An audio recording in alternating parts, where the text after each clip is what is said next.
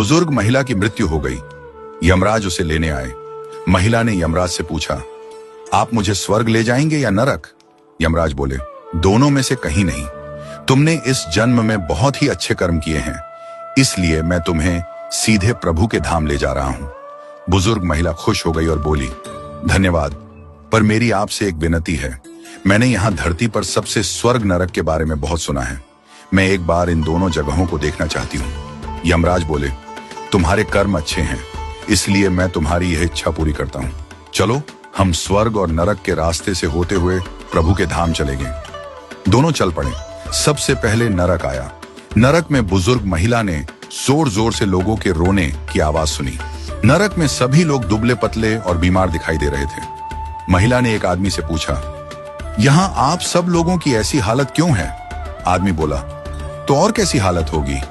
मरने के बाद जब से यहाँ आए हैं, हमने एक दिन भी खाना नहीं खाया। भूख से हमारी आत्माएं तड़प रही हैं। बुजुर्ग महिला की नजर एक विशाल पतीले पर पड़ी, जो कि लोगों के कद से करीब 300 फुट ऊंचा होगा। उस पतीले के ऊपर एक विशाल चम्मच लटका हुआ था। उस पतीले में से बहुत ही शानदार खुशबू आ रही थी। बुजुर्ग महिला ने उस आदमी से पूछा, इस पतीले में क्या है? आदमी मायूस होकर बोला, ये पतीला बहुत ही स्वादिष्ट खीर से हर समय भरा रहता है। बुजुर्ग महिला ने हैरानी से पूछा, इसमें खीर है, तो आप लोग पेट भर के ये खीर खाते क्यों नहीं? भूख से क्यों तड़प रही हैं? आदमी रो रो कर बोलने लगा, कैसे खाएं? ये पतीला 300 फीट ऊंचा है, हम में से कोई भी उस पतीले तक नहीं पहुंच पाता। बुजुर्ग महिला को उन पर तरस आ गया और सोचने लगी, बेचारे खीर का पतीला होते हुए भी भूख से बेहाल हैं। शायद ईश्वर ने इन्हें यही दंड दिया होगा। यमराज बुजुर्ग महिला से बोले, चलो हमें देर हो रही है। दोनों चल पड़े। कुछ दूर चलने पर स्वर्ग आया। वहां पर बुजुर्ग महिला को सबकी हंसने खिलखिलाने की आवाज सुनाई दी।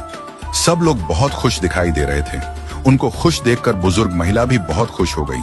पर वहां स्वर्ग में भी बुजुर्ग महिला की नजर वैसे ही 300 फुट ऊंचे पतीले पर पड़ी जैसा नरक में था। उसके ऊपर भी वैसा ही चम्मच लटका हुआ था। बुजुर्ग महिला ने वहां लोगों से पूछा, इस पतीले में क्या है? स्वर्ग के लोग बोले, इसमें बहुत स्वादिष्ट खीर है। बुजुर्ग महिला हैरान हो गई। उनसे बोली, पर यह पतीला तो 300 फीट ऊंचा है, आप लोग तो इस तक पहुंच ही नहीं पाते होंगे।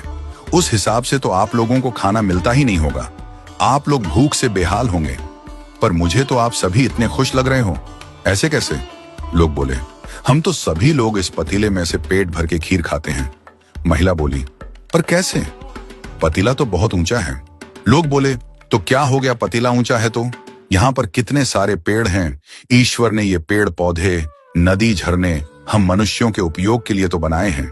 हमने इन पेड़ों की लकड़ियां ली, उसको काटा, फिर लकड़ियों के टुकड़ों को जोड़ के विशाल सीढ़ी का निर्माण किया। उस लकड़ी की सीढ़ी के सहारे हम पतीले तक पहुंचते हैं और सब मिलकर खीर का आनंद लेते हैं। बुजुर्ग महिला यमराज की तरफ देखने लगी। यमराज मुस्कुराए और बोले, ईश्वर ने स्वर्ग और नरक मनुष्यों के हाथों में ही सौंप रखा है। चाहे तो अपने लिए नरक बना लें, चाहे तो अपने लिए स्वर्ग। ईश्वर ने सबको एक समान हालातों में डाला है। उसके लिए उसके सभी बच्चे एक समान हैं। वो किसी से भेदभाव नहीं करते। वहां नरक में भी पेड़ पौधे सब थे, पर वो लोग खुद ही आलसी हैं। उन्हें खीर हाथ में चाहिए। वो कोई कर्म नहीं करना चाहते, कोई मेहनत नहीं करना चाहता, इसलिए सब भूख से बेहाल हैं। यही तो ईश्वर की बनाई इस दुनिया का नियम है। जो कर्म करेगा, मेहनत करेगा, उसी को मीठा फल खाने को मिलेगा। अर्थात स्वर्ग एवं नरक आपके हाथ में ही है। मेहनत करें, अच्छे कर्म करें और अपने जीवन को स्वर्ग बनाएं।